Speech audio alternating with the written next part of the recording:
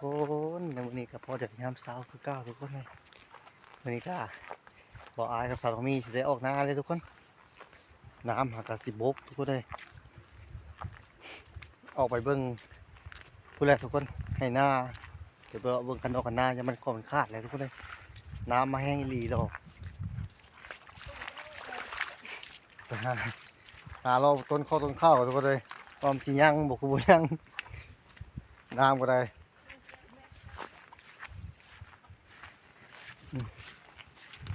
นี่ทุกคนน้ำมาคือน้ำมาท่วมไปกับล้มบัดเข่าเขานะทุกคนเลย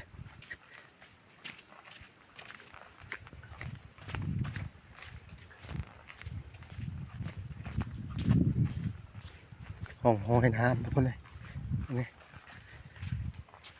ห้องห้อยน้ำมาเบิดเลยทุกคนเลยท่วมเบิดแถวนี้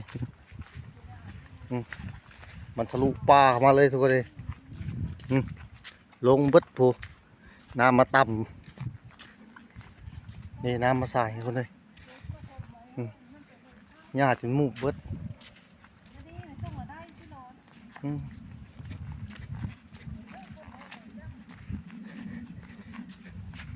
น้ำรอมาเลยกับป้าต้อคนเป็นง่ายทุกคนวัน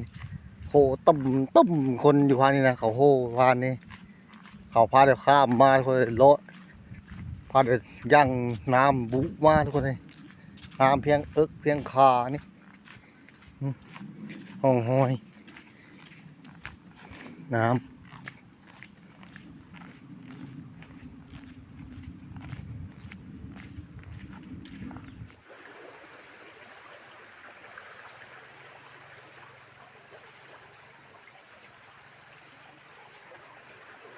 ป้าน้ำห้วยกำลังแห้งทุกคนนี่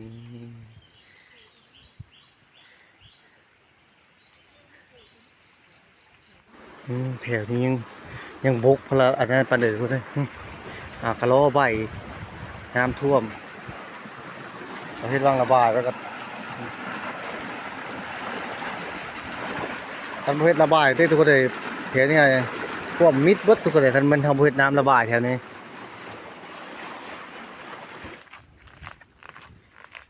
เดี๋ยวไม่เอานะ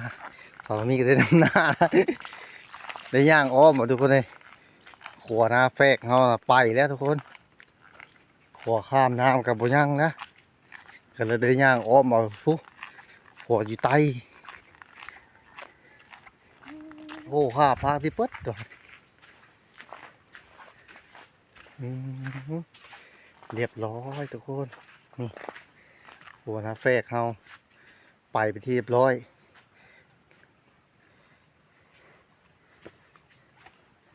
ยังแต่ส้นพานนี้กับส้นพานนั้นทุกคนเลยดอนเครื่องกลางมันโห่ไปจุดเบิดเป็นขัวอยู่นี่เป็นไตข้ามมันเสามันล้มจุดเบิดแล้วมันก็โห่ไปจุดเบิดไม่เป็นมันก็พูอยู่พี่นี่ข้ามเขาไปได้ทุกคนเลยเขาได้ไปเวิ้งข้ามอยู่ใต้พวกมีซอกขัวอยู่ใต้พวก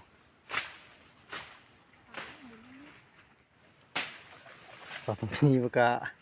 ในทางป่าเห็ดไว้วางตึกสูงเลยทุกคนเลยนี่ก็ต้องมีทางป้าไว้พยายามมาตึกสูงทุกคนเลย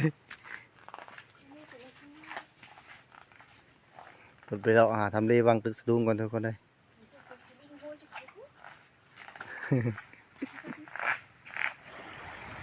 กำลังเขาทางออกหน้าทุกคนเลยทางหน้าเขามาฮอดแล้วโอ้ทางที่ลึกเรือทุกคนเลยหัวล้มใส่ให้นอหน้าเต็มเลยข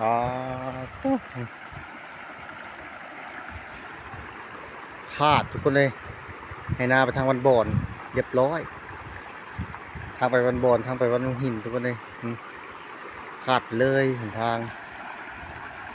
ให้หน้ากับวัดทุกคนเลย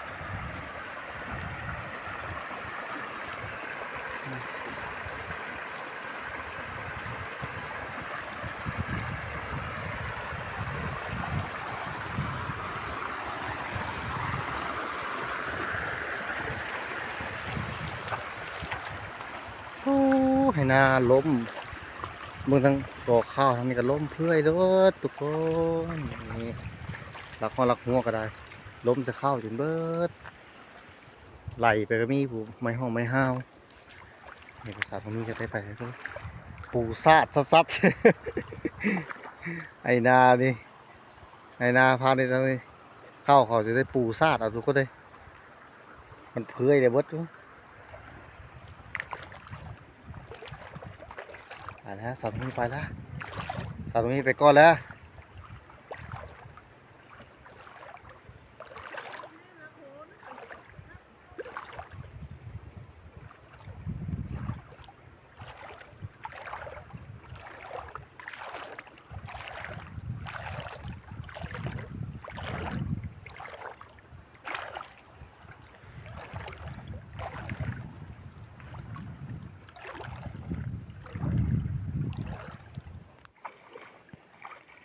ไหลแล้วเข้าก็ได้เบิดแล้ว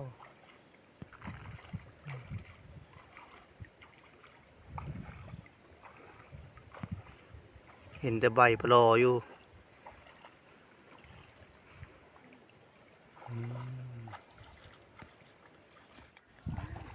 ผลเมื่อนี้ทุกคนเลยน้ำท่วมแห้งหลายหัวหาวกันล้มจนเบิดน้ำกันลิบเบิดหลักหัวนี่ตัวตะกะน้ำหมักจับกับมันยังไม่อยู่ทุกคนเลยหอบไปพร้อมพี่มันอยู่ภาคพี่ทุกคนเลย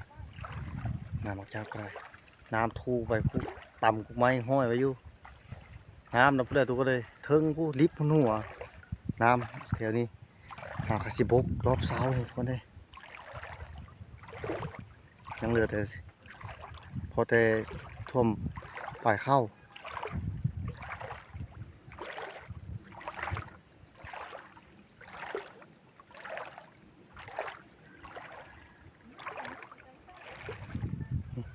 มีแต่น้ำหมักจับหัวมุนเบิดประเทศไม่เป็นกลัวมาอยู่จอดไปเลยบุท่าคนมาเลยมั่งเลยน้ำไปเลยหัวขาดไปเลยแป๊ดเดียว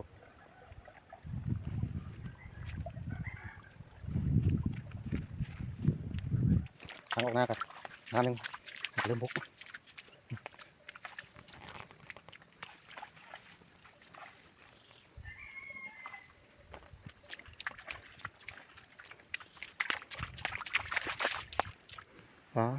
ลมผลทุกคนเฮ้ยเมื่อกี้หูดเคยล่นจะเบิด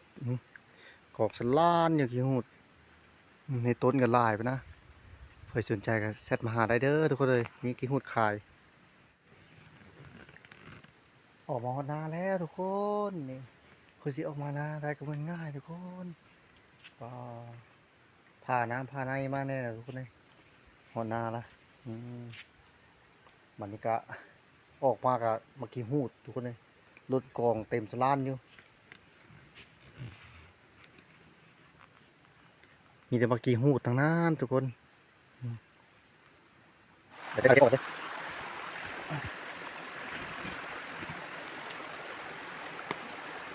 นะครับเอาไปนี่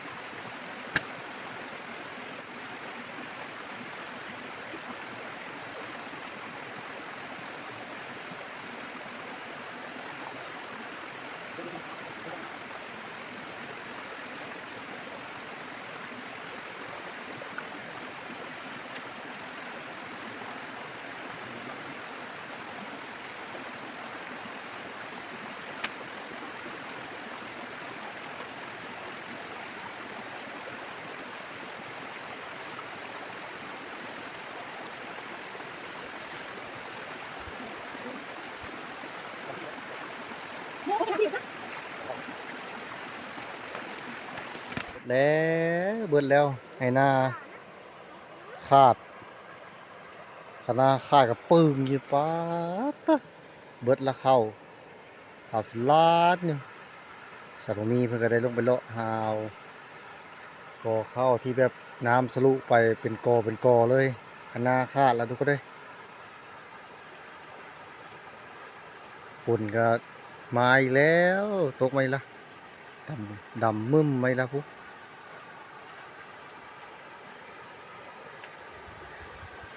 แดดออกยังพลังฮอด10 นาทีซ้ำมืดฝนไหมล่ะ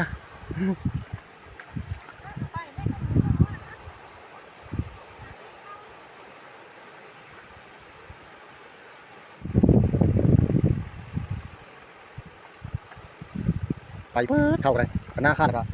กันหน้าก็มันดำแทมข้างนอกหน้าน้ำสลุไปเบิดลุไปเลยก็เข้าน้ำท่วมสู่ทิศบินเบิดทุกคนในคณะสัตว์มีมันก็ได้เลาะหาเก็บเอาไปซ้ำไม้ทุกคนเลยไปเน็บไม้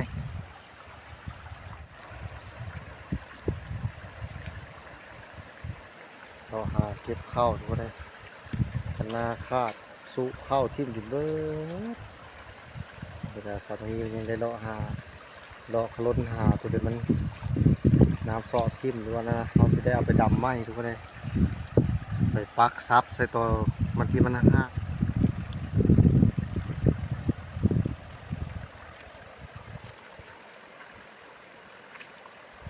เอ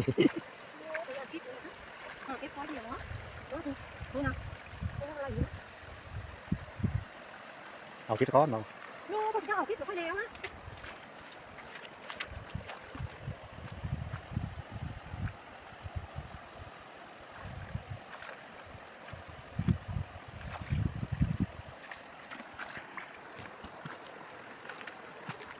เก็บเข้ามาซ่อมไปทุกคนเลยน้ำสุทิมเข้าในนอกเบิดฮะหักหลายเป็นยังคน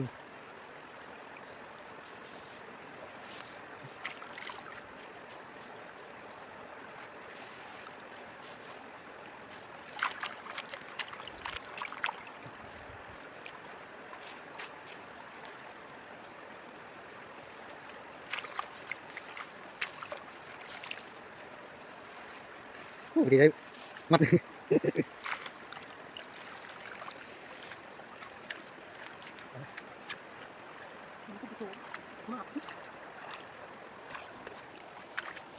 จากนี้มันก็ได้เลาะซ้ำก็ได้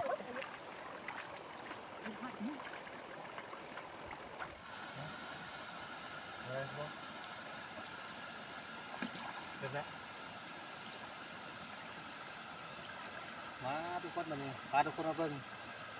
เก็บข้าวทุกคนเลยข้าวกอ คันหน้าคาดมันละสลุไป ข้างหน้าก็ได้พวงก็ได้ปลาวานว้าวเลยทุกคนเลยน้ำสูงมาเป็นก้อทุกคนเลยตอนนี้ยังจะมาลอกเก็บข้าวแบบดำที่ไหม้ทุกคนเลยแบบนี้คนดำหน้าน่ะพิษวิธีทุกคนเลยดำหน้าที่ถึงวิธีเป็นก้อเลยทุกคนเลยนี่เป็นก้อได้เลยปักเข้าไปรถนี่ดำรถดำหน้าช่วงอันนั้นน่ะบ่ได้ทุกคนเลยถ้าเป็นได้เรามาดำไปปล่อยทุกคนเลยมาสอนดำหน้าอัดแบบเป็นก้อนรถนี่ครับ เนี่ยไปดำเสื้อบนมันสลุออกไปนั้นหาซากเสื้อบนมันนี่นะแซมสลดเพราะมันติดนะ มาดำโดนมันแต่นี่มีดินเลย ก็ว่าอยู่มันสลุไปหาแซมเสื้อบนมันอันนั้นเพราะมันอยู่ฮะ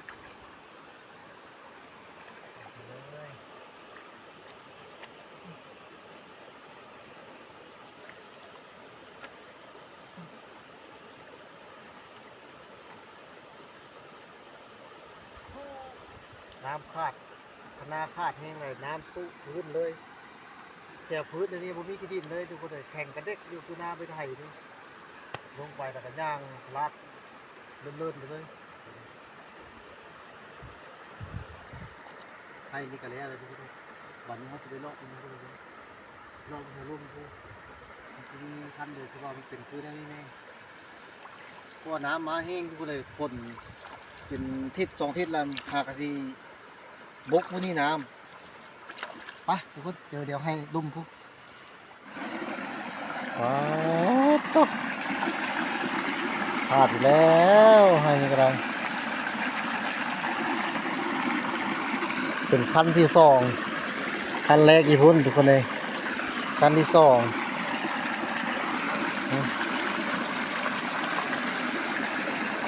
ขาดเป็นขั้นที่สองเลยทุกคนเลย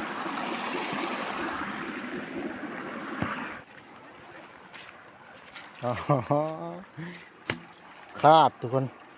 ทอน้ำไหลกับไปเพราะ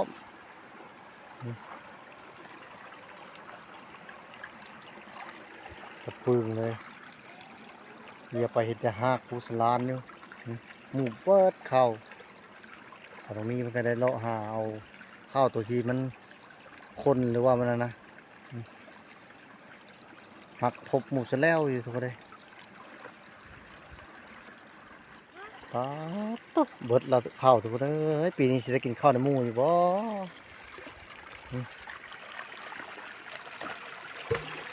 ปองที่สี่เดี๋ยวก็ขาดสี่ปองแล้วทุกคนเลยสี่ปอง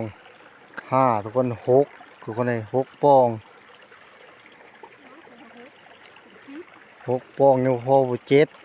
ปู้เรียนสลาเลยทุกคนเลยจนฮ้อนให้ลุ่มปุ๊นาวคณะคาดนะคาดแต่โดนเป็นแบบเขาใส่ทอกใส่ท่อทุกคนเลยแล้วก็โดนเขาปานไม้นะก็ลงจนเบิดทุกคนเลยโอ้น้ำแห้งดีโลทุกคนเลยเบิ่งเข้ากับจนมูกไปเป็นแถวนั่นเลยอืมมูกเบิดทุกคนไปหาลอกเก็บตัวที่ว่าก้านตัวที่มันเข้าตัวเดียวที่ว่ามันน้ำสรุก้นไปเลยทุกคนเลยมีไปในโลหาทั้งนั้นเดี๋ยวบออายกับโลหาแคมทั้งที่ทุกคนเลยเข้ากำลังแตกก่อ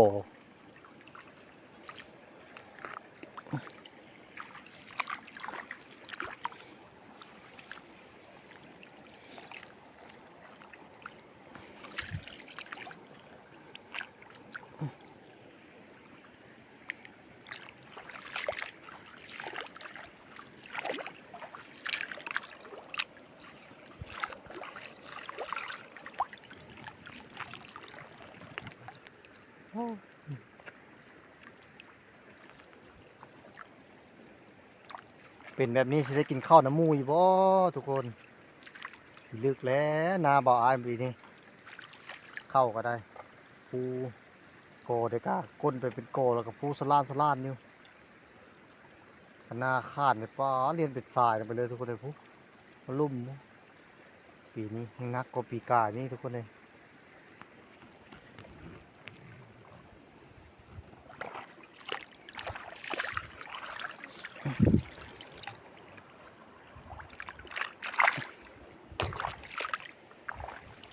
ปูไปเลยเข้าก็ได้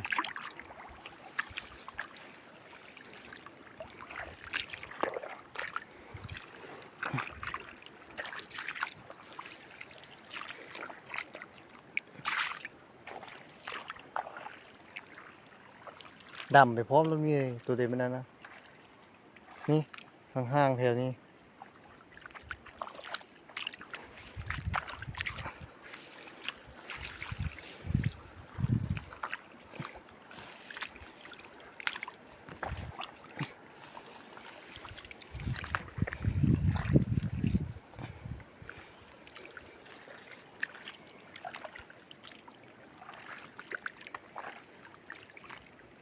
แต่มีจัดนี่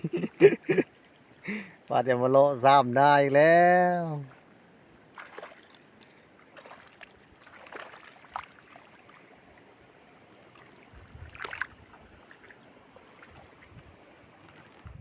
หมดแล้วทุกคนเลยหมดแล้วขาดไปทีเรียบร้อยทุกคนเรียบร้อยปีนี้จะได้กินข้าวน้ำมูอยู่บ่พวกนี้มันไปอะไรเป็นห้องทางเลยคาดไปเลยเรียนไปเลยทุกคนเลยเข้าปีนี้ซ้ำเลยทุกคนเลยบุยู่เลยหน้ากระไรป้าเบิดปีนี้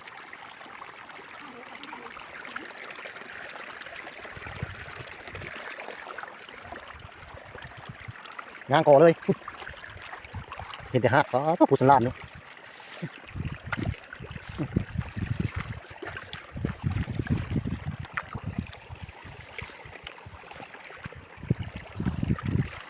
เข้าแล้วเป็นก่อเลย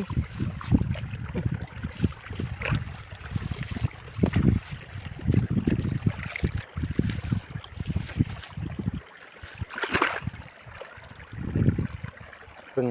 วางคาดกับดิบลมรถไถแล้วทุกคนเลย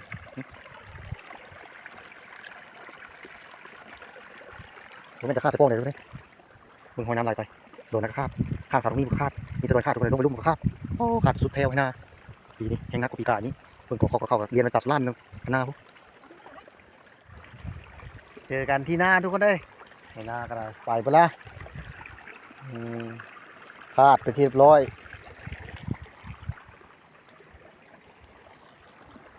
โดนน้ำไหลไปนี่ครับบุ้มยังพี่ดินทุกคนเลยย่างไปกระแข่งไปเลยหมูปีเบิร์ดเขา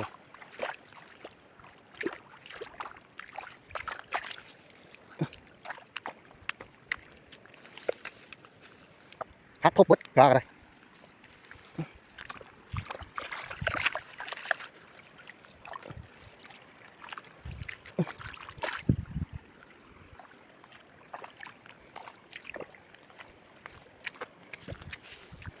ย ยาก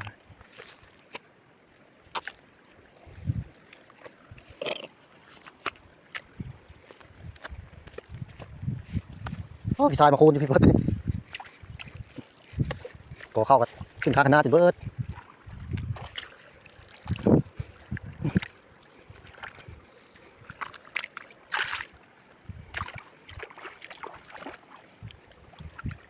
เรียบร้อยปองนี่เลย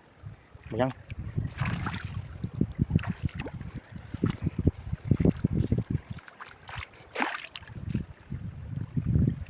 ปองน้อยก็เสร็จ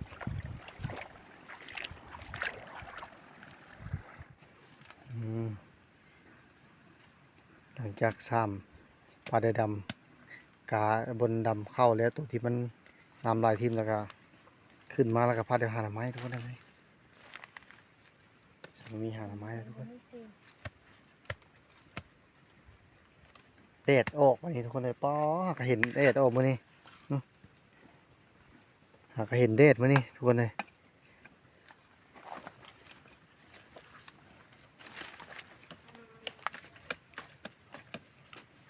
ฮักกันแล้วนะ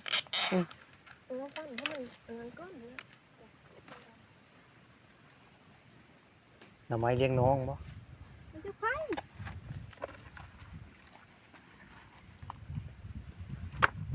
นี่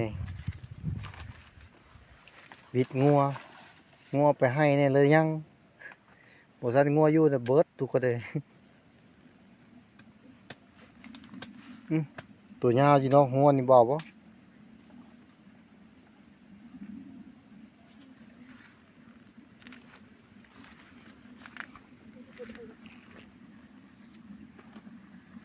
ซ้ำหน้าแล้วทุกคนเลยอันนี้ก็เดินทางกลับแล้วทุกคนเลย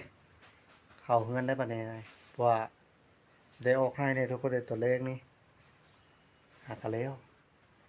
เดดหากระเซี้ยวของทุกคนเลยอันนี้ก็เคยเข้ามาใหม่ก็อย่าลืมกดไลค์กดแชร์กดติดตามให้บ้าสเด้อทุกคนเลยเป็นกำลังใจบ้าสเนี่ยเดี๋ยวบ้าสจะลงคลิปไปเบิ่งเรื่อยๆทุกคนเลยไปขอตัวลาได้ปะเนี่ยเดี๋ยวไม่คลิปหน้าเดี๋ยวทุกคน